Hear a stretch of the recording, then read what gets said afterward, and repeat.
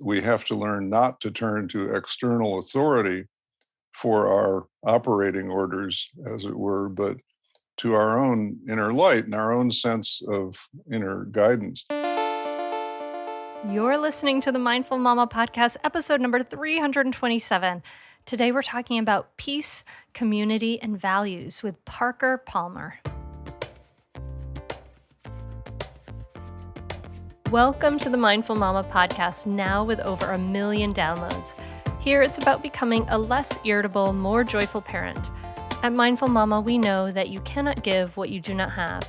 And when you've calm and peace within, then you can give it to your children. I'm your host, Hunter Clark-Field's Mindful Mama mentor. I help smart, thoughtful parents stay calm so they can have strong, connected relationships with their children. I've been practicing mindfulness for over 20 years. I'm the creator of Mindful Parenting, and I'm the author of Raising Good Humans, a mindful guide to breaking the cycle of reactive parenting and raising kind, confident kids.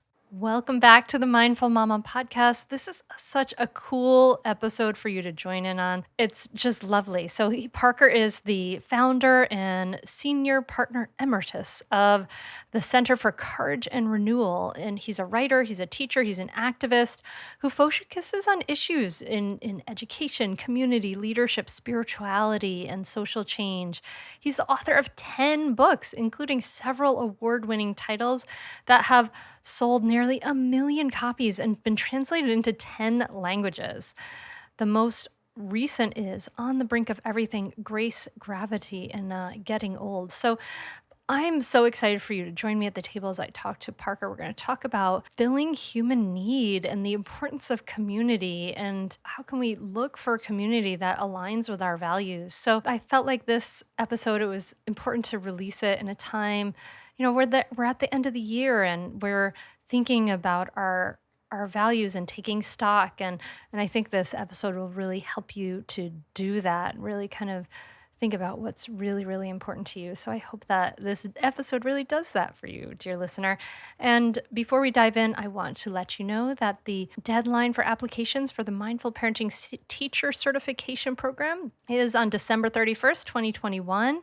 And if you want to bring the mindful parenting curriculum to your community, maybe you're a teacher, a therapist, a doula, OT, and you want to bring it to the parents in your community, check it out and apply. It's at mindfulparentingcourse.com/teach.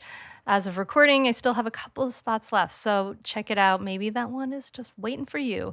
mindfulparentingcourse.com/teach. Okay, now join me at the table as I talk to Parker Palmer.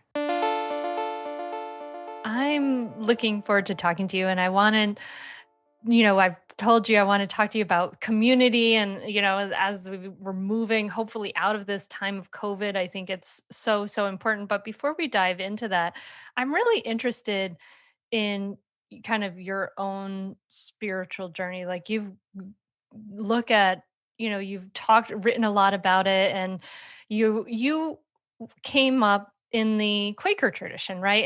And as for me, as a person who lives in northern Delaware, I'm real familiar with the Quaker tradition. We've got Quaker meeting houses all around us. It's basically, but I don't think everybody is. And so I was wondering if maybe you could just like describe that tradition a little bit and what drew you to it. I have to tell you, Hunter, that I didn't discover Quakers until I was about 35 years old. So I was raised in the mainline Protestant tradition in the Methodist Church specifically. And I belonged to Episcopal and congregational congregations over time. I went to theological seminary in New York, Union Seminary for a year. I studied religion as an undergraduate and then as a graduate student at Berkeley. And at Berkeley in the 60s, I was exposed to a wide range of other spiritual forms, including Buddhism. But when I was about 35, my wife, our 3 kids, and I moved to a Quaker living learning community, an adult study center, which was organized like an ashram or a monastery or an intentional community, but with couples and families and about 80 people living together in a daily round of worship, Quaker style, and silent worship, and physical work, and eating meals together and studying nonviolent social change and reaching out to the larger world with nonviolent action of various sorts. And I spent 11 years there as Dean of Studies and got immersed in the Quaker tradition. It's a tradition that began in the 17th century in England as an effort to recover the notion that human beings had direct access to the divine, however you want to name it, that your access to the holy, to the sacred, to the divine didn't have to be mediated by an ordained person or a religious professional of some sort. In Quaker parlance, that means every human being has an inner light, an inner teacher, and in some formulations, every human being has that of God within him or herself. So there is this heavy reliance on inner guidance that ultimately your best teacher is yourself. And we have to learn not to turn to external authority for our operating orders, as it were, but to our own inner light and our own sense of inner guidance. But at the same time, Quakers believe profoundly in the power of community. And in fact, the basic frame of Quakerism and everything that Quakers do is to hold this paradox between the solitude in which you seek inward guidance and the community in which you have a chance to check and correct whatever you think you're hearing from within. Because as most grown-ups know, the voices within us are various and they cover a wide range. There's a voice of ego, there's a voice of greed. Not every voice is that of the inner teacher. And so exploring these things in community, not a community that tells you what to believe, but a community that helps you sort and sift what you think you're hearing from within. Those are kind of the twin pillars of Quaker faith and practice. And there's lots more to say, but that's it in a nutshell. I imagine in the 17th century anyway, that's pretty subversive because at that point there was like, it's like do as the church says, right? That's that whole thing. So this whole idea that everyone has an inner light and to not be necessarily respecting authority, that's pretty big old subversive thing to say. Yeah, it's very upstream, and it remains that way to this day. Another tenet of Quakerism is nonviolence. So Quakers don't take what truth they know and try to impose it on anybody. One of the reasons there are very few Quakers in the world compared to other traditions is that Quakers do not proselytize. They don't try to convince people to join them. They just do their thing.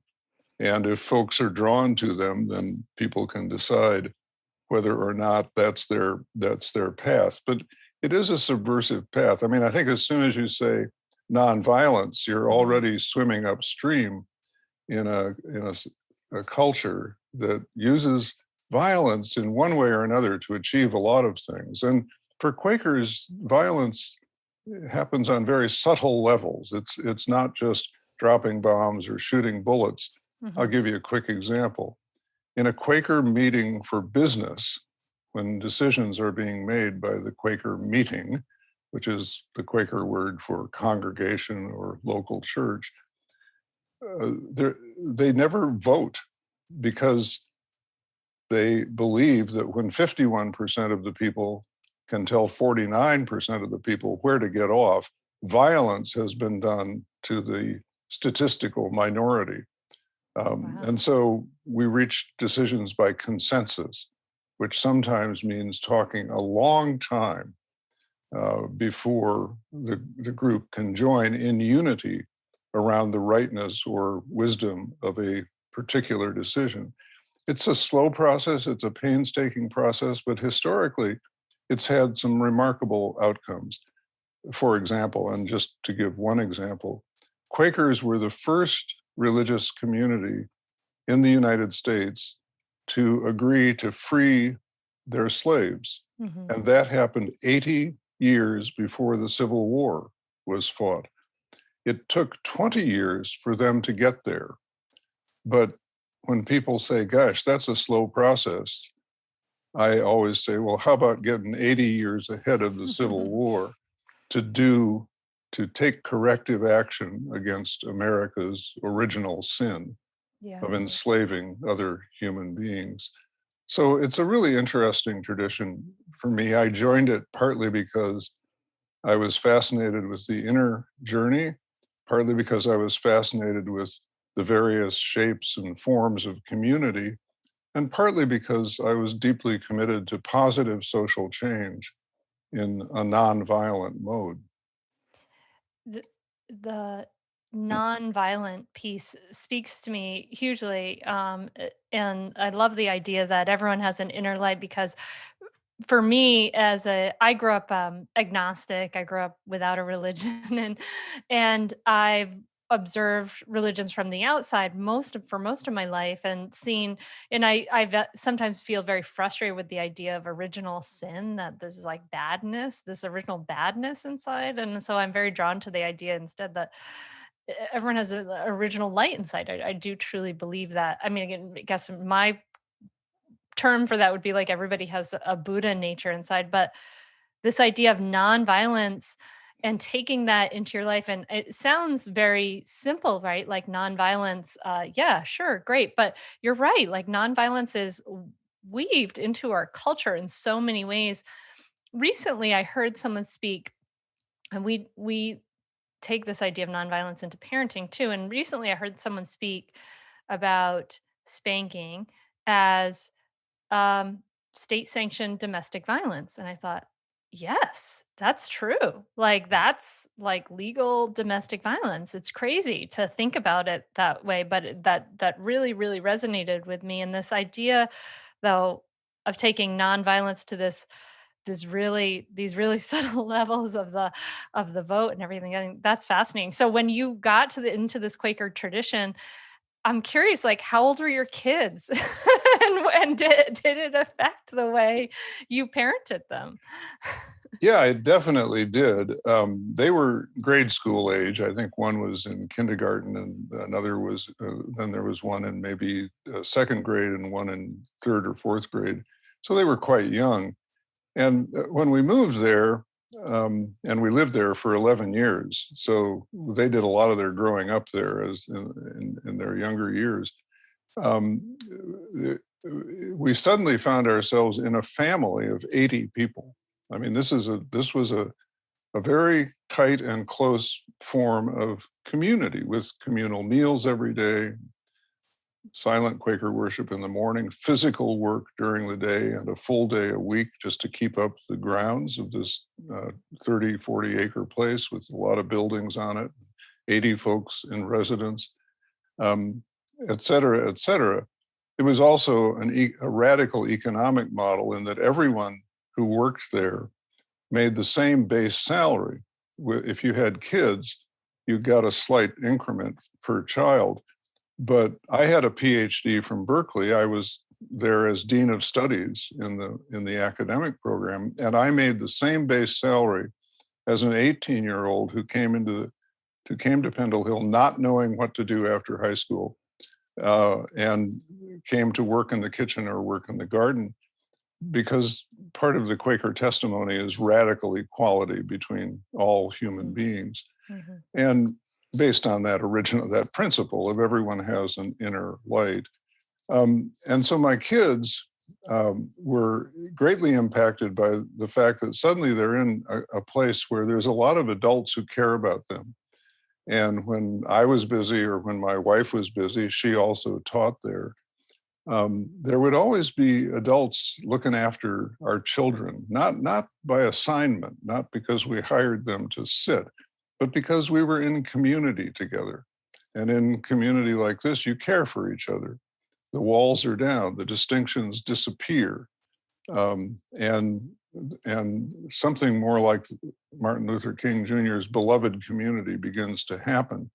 And so we were living into that aspiration.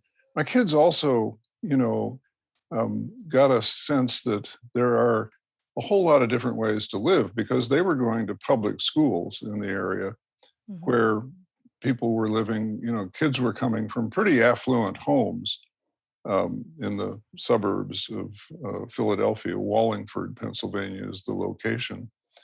And, they all had their own TV, and they all had their own sports equipment, and they all had their own lawnmowers, and et cetera, just normal suburban life.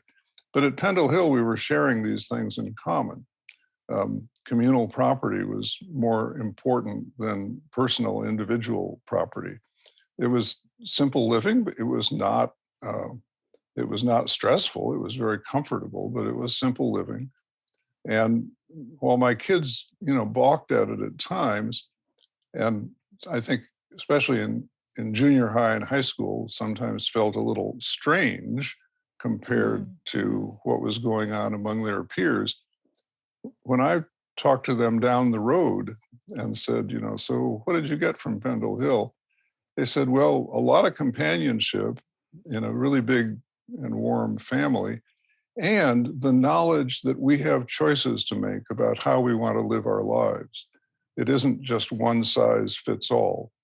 And I love the idea of kids growing up with the notion that there are choices that they can make. Economic choices, lifestyle choices, choices in who they hang out with and what they care about. And they get that. They got that in our case from living in this really kind of dynamic environment with people who had been actively involved in the anti-war movement or actively involved in the struggle for racial justice, et cetera, et cetera. I mean, they got an incredible sense of community. I mean, that's exactly what we're missing now. I mean, I can kind of think that like we've had a taste of some things like that. We've gone on a number of family retreats in the tradition of Thich Nhat Hanh at the Blue Cliff Monastery. And, there's 200 people all around practicing mindfulness, eating together in the kitchens, and there's no TVs and none of that stuff. We're all just people are playing music out in the under a tree, and that's the entertainment, or we did skits for each other. And it sounds like it's funny if I describe it to my kids now, they would probably not having any personal experience with it, they'd be like, and they'd roll their eyes at me. But they loved it. They had so much fun, um and this is like I mean, I get this kind of poignant kind of sense of like a little bit of sense of longing as you talk about this right now, because as we record this, like my family, we've only been able to hang out with people outside 6 feet away, and my kids can't go to school in the same way they used to go to school. And they used to go to have a bus stop where they met all their friends at the end of the day, and all of it's gone. Yeah, And it's it's tough. just It's such very tough. it's so heartbreaking. It is. Yeah, I mean, I think that we didn't really, in the United States anyway, we're so set on independence. you know we're like, I am an independent person, I have autonomy. But I think that's like we're this pandemic is maybe making us realize that that's not really true. I hope so. And I think there's evidence on both sides of that question, and that the struggle in the United States goes on. I think, early on, historically, lots of people have written and spoken about this. And early on, we were formed by this drive for independence, for individualism, and by a drive for communities of mutual care and support. Lots of stuff in the United States couldn't have happened without community, including the settlement of the ever moving westward frontier. And lots of things wouldn't have happened without the kind of rugged individualism that allowed people to take risks. But I think we mythologize that rugged individualism because most of those people were interdependent with folks who were traveling with them in one way or another. But I think we have part of our country or part of our culture has developed a devolved sense of what democracy is all about. So you get people who apparently believe that what democracy means is simply, I can do anything I want and nobody can tell me otherwise. We see that as part of the pandemic and as part of the response to the pandemic, even if it's against all public health best practices, and even if it endangers the rest of us. I can do anything I want and nobody can tell me otherwise. And then a flag gets waved over that. But the truth is that a democracy is about both independence and interdependence. And it's about acknowledging that we need one another, and that the government itself can't operate without us in collaboration in the most creative ways possible. It's so easy to forget, and I'm not sure why, because these words get quoted a lot. It's so easy to forget that this country was founded on a principle called "we the people." It didn't say "me the citizen" or "me the leader." It was "we the people of the United States do hereby declare and establish." And that "we" is to be taken very seriously. And then the next question is, who do we mean when we say "we"? I learned years ago from a writer or a speaker, I can't remember, who said, you can learn a lot about a person by finding out what they mean when they say "we." Who are we identifying with? And as a white man, one of the things I've learned through my work in social change over a number of years is that I and other white people often say "we" when we mean white people. And we're not thinking about all of the people of color, for example, who are excluded from some of the statements we make about the opportunities we have, or the freedoms we have, or the security and safety we have. We're thinking about our own tribe. And so this is a time of huge learning. And there is good news. I agree with you on that.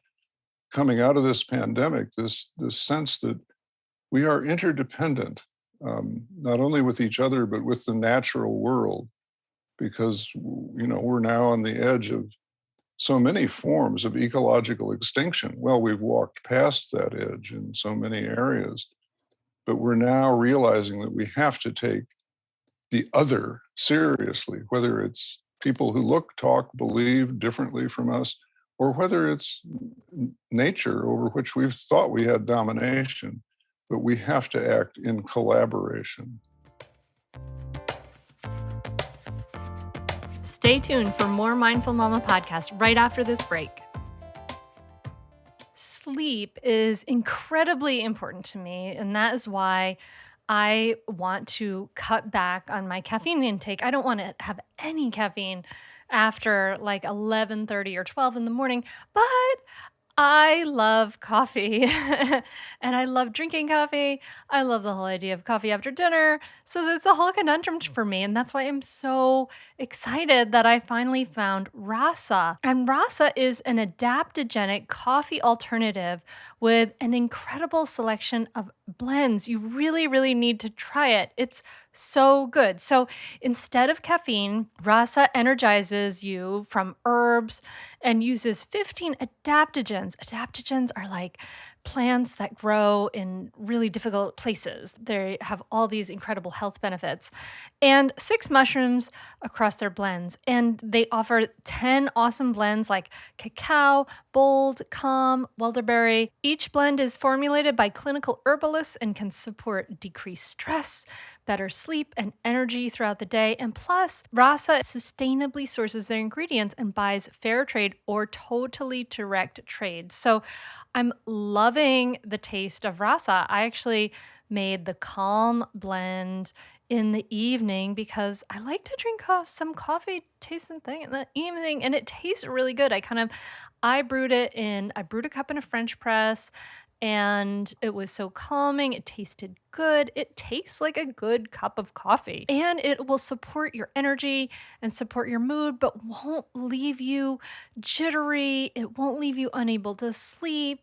It's really such a lovely thing. They also have a blend that's actually mixed with coffee called the Dirty Blend. So if you love your coffee like I do, it's not about giving it up altogether, but it's about having something that's really healthy and wonderful. It tastes good for when you want coffee, but you don't want all the caffeine. So I'm telling you, you have to try Rasa. They even have an online quiz so you can easily find the perfect blend just for you. And right now, I have an awesome deal to get you started, 20% off your first purchase. You can go to wearerasa.com, and that's rasa.com, and use my special promo code HUNTER20. And it's a limited time offer. So go ahead and use the promo code HUNTER20 for 20% off at wearerasa.com. And wherever you're listening to this podcast right now, you can go into the podcast notes, just scroll down. You'll find that link right there. Get it right now. It supports everything. It's so lovely. I can't recommend it enough. That's going to wearerasa.com. Use my promo code HUNTER20. Do you see this as like kind of in some ways like a conflict between that like ego, right? That drive for self-preservation versus that inner teacher. You talked about like earlier about distinguishing between the voice of the ego and the voice of that inner teacher. Do you see it as that? Yeah, I do, Hunter. I mean, I think the ego always plays a big role in our lives, doesn't it? And it's one of those inner voices that has to be checked and corrected. And I also think, as a little side note, that I need to be cautious when I talk about the problems posed by ego, because a healthy ego is necessary to function well in the world.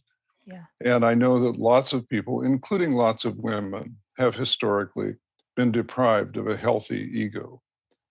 This society was in many ways structured to boost the ego of white educated males who owned land. That was who the founders were, and that was what was built into the DNA of our culture. And so we have to care about everybody having that kind of ego strength, but to have good lives. But the ego is exactly that, which, for example, wants to make me say, I've achieved all of this and I've achieved it by myself. I'm 82 years old. I've written 10 books. I've sold 2 million of them. I've made my living as an independent writer for the last 40 years. Look what I've done. But I haven't done it by myself. I have had more partners and collaborators, including my readers, than I can begin to count. Nobody does it by themselves. And so while we need the strength in a writer's case to speak your voice, to put it on paper, to take the slings and arrows that come from people who don't like what you're saying, it's your chance to tell your truth and to perhaps make a positive impact by doing that. Of course, we have that individual responsibility if that's the calling that we feel, the soul's imperative that we feel. But nobody does it by themselves, even if they have that drive. It takes millions of collaborators, to make something good happen. And I'll just add one more note to that, because this is one of the things I learned in community. We have to remember that small things count. I think one of the learnings for people in this pandemic is that small acts of kindness count big time. To extend a helping hand, to pull someone out of despair, or at least give them a sense that they're being companioned on a very difficult journey. So when I talk about our responsibility to each other, I'm not simply talking in big macro terms. I'm talking about what's within, as one of my friends says, what's within 3 feet or so of you. He says you can't change the world, but you can change what's within 3 feet or so. And that includes your friends, your partner, your partners in life and work, your family, your kids, your neighbors, people you agree with, people you disagree with. There's always somebody within 3 feet or so. And in this age of Zoom, I mean, we're hundreds of miles apart. You're in Pennsylvania, I'm in Wisconsin. But I'm about 1.5 feet from this Zoom screen where you and I are talking together. So you and I right now have that 3-foot opportunity, right? Yeah. So, like as you create more peace in yourself, you create more peace for others, but also as you create more peace for others, you create more peace for yourself. Like Yeah. it's this, like you said, this interconnection. We're interdependent. I depend on so many others, and yes. And I'll add one word to that. I think the word that we also need to weave in there, Hunter, is the word vulnerability. Because you make yourself vulnerable by saying, I need you. You make yourself vulnerable by saying, I can't do this by myself. You make yourself vulnerable by saying, I'm hurting, I'm suffering, I need support. And so many people in our culture have been taught not to go there, not to do that, because it makes them look weak or pathetic. These are stupid ideas. I don't want to lose anybody with technical language, but these are stupid ideas. Dumb as a bucket of rocks. And we need to say, no, I am going to go there. I mean, one of the places I've gone with my writing over the years is I've explored in print my 3 deep dives into clinical depression, which is something you're not supposed to talk about in public if you want a career. But I'm 82 now, and I can tell you this, that of all the things I've written about in 10 books, democracy, education, community, leadership, I probably hear more about the things I've written about making my way through clinical depression and what kinds of community helped and what kinds of bogus community didn't help in those struggles. I hear more about that stuff than I do about anything else. Partly because so many people suffer from depression or live near or with someone who suffers from depression. They need to know that it is possible to survive and thrive. They also need to be comforted when someone just can't take it anymore. I've written about how deeply I understand that. They need to know that we can talk about these things in public. And they need the sense of companionship. None of us have answers to the most serious issues that human beings face. But there's something about simply sharing these things with each other and being able to say at the end of the day, welcome to the human race. There's something about that is in itself the answer we're all looking for. And that answer is companionship on whatever path, somebody to celebrate our joys with, somebody to help us endure our suffering. That's the answer in itself. Yeah, that just like, I see you, I hear you, I'm with you, I'm here with you. Right. So are those the kinds of community, what were those kinds of types of community that helped and when you were suffering so much, and what were the types of community that didn't help? Yeah, that's a core question for me, and it's something I think we ought to talk about more. It's a long story, but I'll try to make it quite short. When I was depressed, there were people who would engage in what I came to call drive-by caring, drive-by compassion. They would pop their head in to my house or my room, wherever I was staying, and they would say, "Oh, Parker, why are you so depressed? You're such a good person. You've helped so many people. You've written so many wonderful books. Why are you depressed?" And that comment made me more depressed, because anybody who's been there knows that you are feeling like a worm You do not believe in yourself. Your sense of self-worth and value has been taken away, stolen from you by what's called the voice of depression, which has not a single good thing to say about you. Will even deny that you ever did anything like they're talking about. And so the feeling they left me with was, I've defrauded one more person, and that leaves you more depressed. Others would come by and say, "Oh, Parker, you should get outside, not sit in this dark room. It's a beautiful day out there, and the sun is shining, and the flowers are blooming." That left me more depressed because I knew that it was beautiful out there intellectually, but I could not feel one atom of that beauty in my body. The warmth of the sun. Your body goes dead in deep clinical depression. The warmth of the sun didn't get to me. The beauty of the flowers didn't touch me. And I came to think of these drive-by acts of caring as the acts of people who were actually afraid of me in this debilitated state I was in, who treated depression as if it were a contagious disease, against which you couldn't mask yourself. You just, if you were in its presence, then you might get it yourself. Mm-hmm. The paradigm for the kind of caregiver that I treasure so much.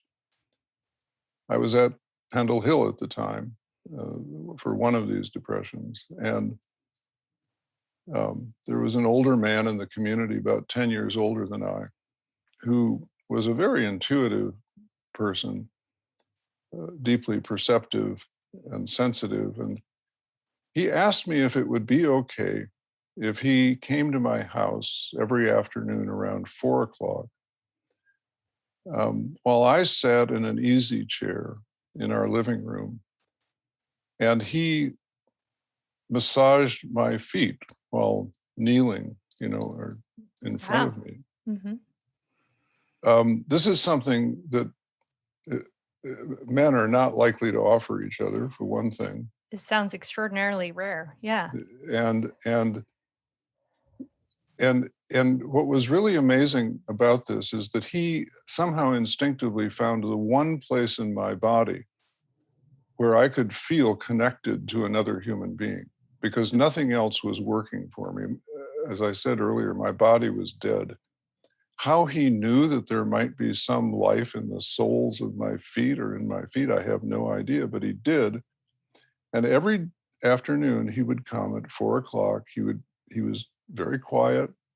He rarely said anything. He didn't give me pep talks. He didn't cheerlead. He accompanied me. He made me feel for 30, 40 minutes like I was capable of being in another human being's presence. And believe me, in depression, I did not feel able to be in other people's presence. I couldn't visit with anyone. I couldn't go to meetings. I couldn't do my job. I had to tuck away. The world was full of knives.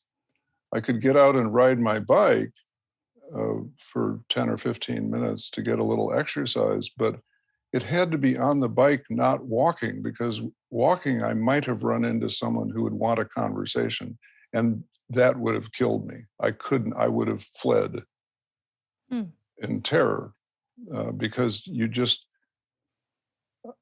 I don't know, how many people will understand this, but that depth of depression is not like being lost in the dark. It's like becoming the dark. If you're just lost in the dark, there's a difference between you and the darkness. And you can, reach around that dark space you're in and maybe find a door handle, or maybe find a window that might open, or a shade that might pull up. Just get some kind of leverage on your situation, right? But if you've become the dark, there's no leverage at all. You're just there, and you're it. You have no agency over it. So this man was so simple and so quiet. He would occasionally say something like, "I feel you getting stronger today," or "I feel your struggle today." And, usually he was right on. But more important, I came to trust him because he was not in there with advice, with fixes, with techniques that just weren't going to work for me. And he was his name was Bill Tabor. He died a few years ago. I always like to mention his name because he helped save my life. And I will tell you that having written about that maybe, 20 years ago in a book called Let Your Life Speak, I've had therapists come to me and say, thank you for that story, because I have a patient or two with whom I'm trying foot massage as a way to connect when Wow. words just fail. So it's it's part of a writer's privilege to share some of the most vulnerable things in your life and offer them up in ways that others find helpful to serve other people. Mm. I think that it will be helpful once more as it resonates out through this conversation. You are in that space in a deeply embedded community. Um, so I'm just curious about this. Like how did you had that sense of like aloneness, but you were in this like intentional community with like 80 people around you. I mean, so yeah, I guess you had the one guy who came and Bill, he came and rubbed your feet, but it must have been strange for everybody and for you to kind of be in the situation when you're pulling back in a very enmeshed experience. It was very strange. You're absolutely right. And there were people who didn't understand what was going on, because that kind of thing goes beyond the bounds of sort of what we're expected to understand, right? Mhm. We're really not very well prepared for that, because again, that's the shadow side experience in life that our culture doesn't want to talk about. Yeah. And that's especially true of men. Um, Mhm. there's a number of fine books on depression out there. One of my favorite title is a book about male depression, which is titled "I Don't Want to Talk About It," which is just perfect, because that's the male motto about all kinds of things that make us vulnerable, more vulnerable than we think we should be. It's like, I don't want to talk about it. If I had a nickel for every time the male partner in a relationship said that to the woman who's trying to figure out what's going on, I'd be rich. But so I don't want to talk about it is a screen to be broken through, and it was very tough in that community, even though it was filled with sensitive, understanding people. Partly because, and here's something a lot of folks will resonate: I had a job, and the community depended on me, and somebody had to do that job for a while, and I had to suffer, the humiliation of saying to the community, I can't do that job right now. And again, I don't know how many people are familiar with depression, but one of the things that happens in depression is that, as part of my job, I would sit and counsel with students, adult students from 18 to 85, who came to me with issues they were wrestling with, and everybody who came there had issues they were wrestling with. Um, and I would be sitting in a conversation in the early phases of my depression, before I figured out what was happening and started reaching for the kind of help I needed. I would be sitting in one of those conversations, and I'd suddenly realize that I hadn't heard anything this person had said for the last several minutes. Mm. Mhm. And they would have stopped, and the signal was coming. Now it's your turn to say something, Parker. And I would be holding the question, what should I say? I have no idea what was just said to me. That's a pretty serious level of dysfunctionality, right? So you devise a stratagem like, could you repeat that point again, maybe in different language? I want to make sure I understand what you're saying. But it was just a survival strategy for the moment. And eventually I realized I just have to be honest with folks and say, I'm in a place where I can't do this for a while. And they gave me a 3-month leave, during which I was just insulated, protected, from all of the demands of that job. And it was interesting, Hunter. At first, it was humiliating. Oh my gosh, 80 people sort of know pretty intimately what I'm going through, and I don't like that. And then, as time went on, I became comfortable with that fact that 80 people knew, and they hadn't thrown me into the outer darkness. They hadn't rejected me. That's community. To Yeah. to experience yourself accepted, even at the extremities of your life. I mean, we all reach these extremities in one form or another. And our great fear is that if anybody knew, they would consign us to the outer darkness. We would lose friends. We would lose our job. We'd lose everything. We'd lose reputation. We'd lose image. That's why I don't want to talk about it, right? Well, here was an experience of grace where an entire community accepted me at such a human level that they were glad to give me space, and then they welcomed me back. And I guess this is like the power you were saying of vulnerability. I can imagine, earlier you talked about the power, like vulnerability is how important it is, but then I can imagine a listener like listening to your conversation saying, well, I don't know, maybe this vulnerability wasn't working out so well for him, right? Um but that vulnerability is this sense of really being known, I guess, in a safe space, right? We have to be vulnerable, allow ourselves to be seen in places that are safe. yeah, and I think part of the journey in life is to keep looking for people with whom you can have that safety, because you can't have it everywhere. I mean, I'm old enough to remember when a man named Thomas Eagleton ran for vice president of the United States. I can't remember whether it was George McGovern or Gene McCarthy who was running for president. And it was discovered that Eagleton, who was a senator from Missouri, had been treated in a mental hospital for depression. And he just had to quit the race, because in the America of that time, being treated for depression was not like recovering from cancer. It was like a black mark on your career that doomed you, to political ignominy.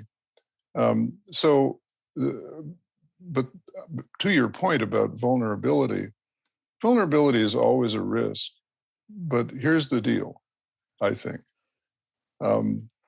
Millions of people walk around feeling that there is no compassion for them anywhere in the universe, that nobody sees them as they truly are. That's a very common human feeling, and it's a source of pain. And I understand it. I'm not judging it. Part of our job is to see other people more clearly and to let them know that we see them in an appreciative and holistic way. But how in heaven's name are we ever going to be seen if we don't make ourselves vulnerable to being seen? How do you expect to be accepted for your flaws and not just applauded for your strengths if you never let your flaws be known? So, you're making a bargain with life. But to me, it's when people talk about courage, for example, the courage to stand by our convictions, our deepest values and beliefs, and how hard that is. My response for a long time now has been, yes, it's hard, but how about dying eventually with a sense that you never stood up for your convictions or your values or beliefs? Which is harder, to live a half life or to live your full life in the face of those risks? I don't think anybody should take risks that they're not aware of, that they haven't thought about, that they haven't, measured their own capacity to hold, and the downside consequences of it all. But when all is said and done, I mean, as I said earlier, I'm 82, and I can envision the end of my life a lot easier than I could 10, 20, 30 years ago. And I can't imagine a sadder way to die than with the realization that I never showed up in this world during all those years as I truly am. Hmm. That would be very sad, I think. That would be a sense of having wasted the one opportunity I have to embody whatever it is I've got on the face of this earth. Yeah. Yeah. Amen to that. So, just kind of as we kind of come to the end of this conversation a little bit, I'm just thinking about this idea of this community. You had this beautiful community in Pendle Hill, but it's rare. And I've made this choice to, like, I live in a community where I know all my neighbors, like, where it's kind of like a funky little place, but that's really rare. And yet we know how important it is, that sense of, like, now I know, having lived in this community for 17 years, like, how valuable it is to be able to go out every single day, walk the streets, and have people say, "Hey, Hunter, how you doing?" Blah, blah, blah. Like, you'd be amazed, like, how valuable that is, right? Like, to just have people know you and see you. But most people live in places where they may not even know their next door neighbors. So, do you have any ideas for us to help us create some of that and Yeah, cultivate that? I'm glad you asked, because part of my mission over all these years, I mean, I left Pendle Hill when I was 40, 46 years old, I guess. Yeah, I was there 11 years, from 35 to 46 years of age. And, I returned to a world where that kind of community isn't something you easily step into.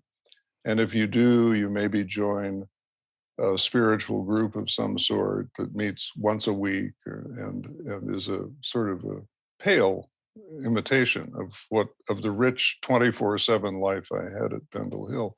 So I had to start working on that. And I think what I've come to pretty clearly is that community is not about big numbers. And I think we make a mistake if we think about it that way. It You can have this sense of community with a couple of other people in your life. What it requires, I think, Hunter, is a kind of intentionality about how you want to hold or conduct those relationships. What kind of covenant you have with these two or three people to be present to each other in a particular way. One of the things I've done in the course of my life is to establish a nonprofit that's now 25 years old, called the Center for Courage and Renewal.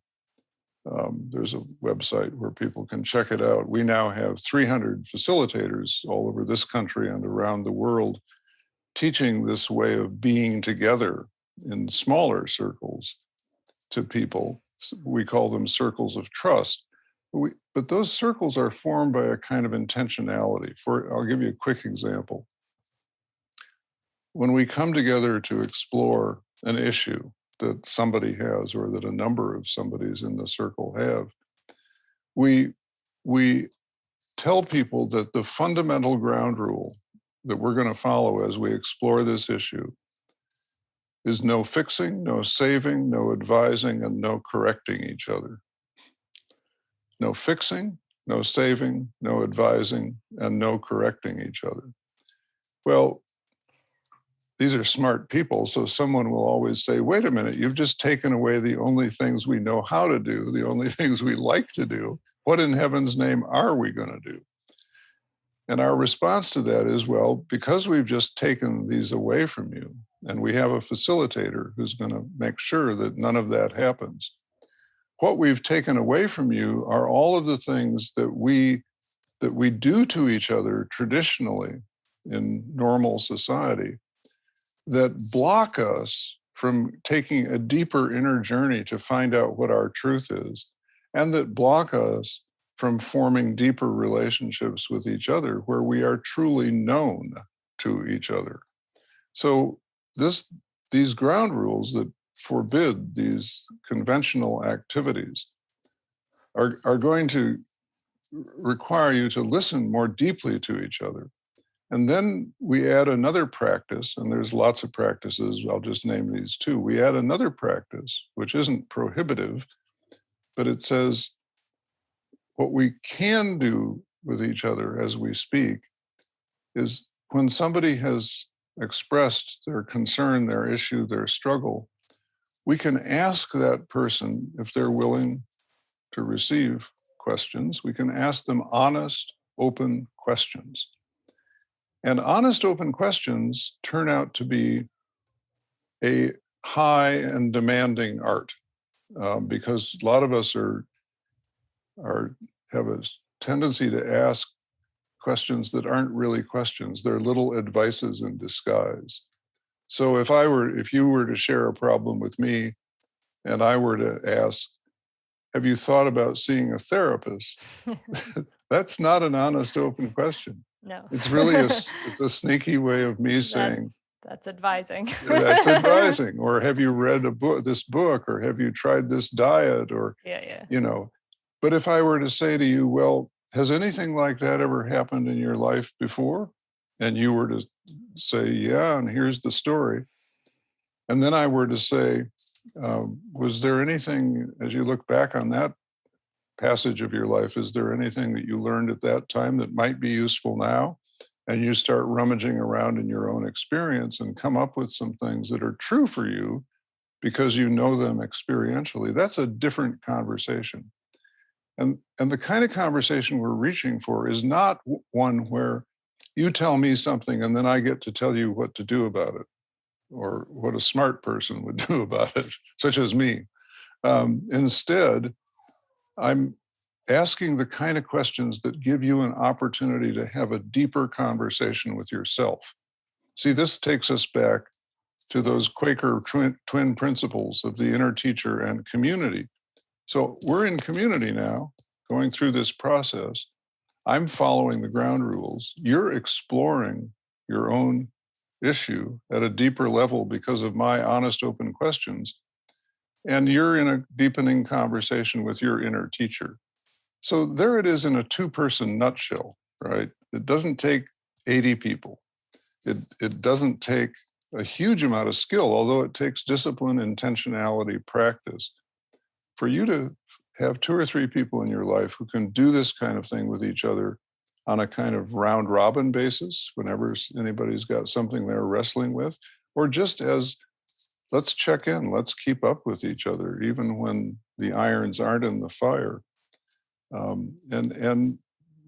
are a set of definable procedures. I wrote about them in a book called A Hidden Wholeness, where I actually spell out the operating code of these circles of trust at the Center for Courage and Renewal. There you have it. You can do it at home. I love this so much, Parker, because my mindful parenting members who are listening will hear some really familiar things and everything you just said about no fixing, saving, advising, and correcting. And I couldn't agree with you more. I want to have a conversation like that soon. I think that's really beautiful. Well, I could talk to you more. There's so much more you could share, but I want to respect your time. This is beautiful. Where can people find out more about what you're doing? Well, yeah, thank you, Hunter. I've enjoyed it a lot. So first of all, I run a pretty active Facebook author page, and you can just search under professional pages or however Facebook does that for Parker J, middle initial J, Palmer. You can also go to the Center for Courage and Renewal. I think it's www.couragerenewal.org, or you can just Google Center for Courage and Renewal. There are lots of other places on the web where you can Google my name and find stuff popping up. One source that a lot of people seem to use is On Being, the public radio program with Krista Tippett, where if you go to their search bar and put in my name, you'll come up with a number of articles and several interviews on air with Krista. over the years. And then, of course, all the books are at Amazon. Again, just search my name, or at IndieBound, the website for the independent bookstores in your area. Parker, thank you so much. I really appreciate your time and your presence and your wisdom, sharing it with me and sharing your story, really personal, and the vulnerability.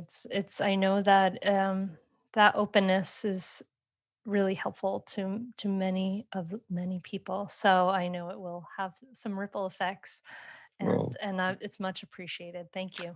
thank you, Hunter. It's been a joy to be on with you, and blessings with your work as well.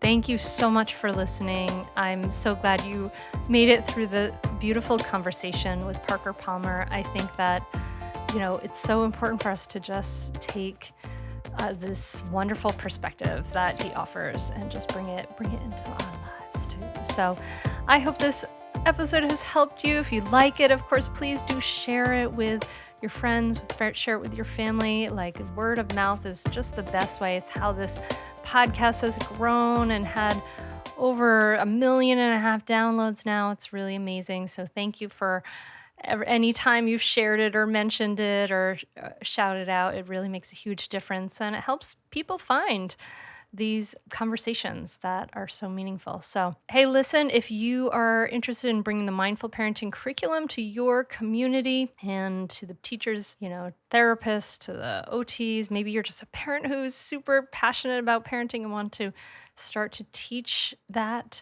go to mindfulparentingcourse.com/teach to learn more about the 2022 enrollment. The deadline is December 31st for applications. So check it out, mindfulparentingcourse.com/teach. And thank you. Thank you so much for listening, my friend. I'm so glad you were here. I'm so glad we could connect. And I can't even wait to tell you what we got next week. We've got an amazing best of simply the best episodes from 2021. And you might be surprised to see what's on there. We pulled some great snippets from those episodes. So make sure you listen to that. That's a great one to share with anyone who's looking for a new podcast. This would be a good little sampler to share. That's coming next week. So, oh my God, the new year is almost here. I hope you have a great week. I hope your kids don't drive you absolutely bananas if you're home alone with them in confined spaces for long periods of time. And I hope you have moments of peace and joy and contentment and all that brings. So thank you so much for listening, my friend. I can't wait to talk to you soon. Namaste. Say definitely do it. It's really helpful. It will change your relationship with your kids for the better. It will help you communicate better. And I'd say communicate better as a person, as a wife, as a spouse. It's been really a positive influence in our lives. So definitely do it. I'd say definitely do it. It's so worth it. The money really is inconsequential when you get so much benefit from being a better parent to your children and feeling like you're connecting more with them and not feeling like you're yelling all the time or you're like, why isn't things working? I would say definitely do it. It's so worth it. It'll change you. No matter what age someone's child is, it's a great opportunity for personal growth and it's a great investment in someone's family. I'm very thankful I had this. You can continue in your old habits that aren't working, or you can learn some new tools and gain some perspective to shift everything in your parenting. Are you frustrated by parenting? Do you listen to the experts and try all the tips and strategies, but you're just not seeing the results that you want? Or are you lost as to where to start? Does it all seem so overwhelming with too much to learn? Are you yearning for a community of people who get it, who also don't want to threaten and punish to create cooperation? Hi, I'm Hunter Clark-Fields, and if you answered yes to any of these questions, I want you to seriously consider the Mindful Parenting membership. You'll be joining hundreds of members who have discovered the path of mindful parenting and now have confidence and clarity in their parenting. This isn't just another parenting class. This is an opportunity to really discover your unique, lasting relationship, not only with your children, but with yourself.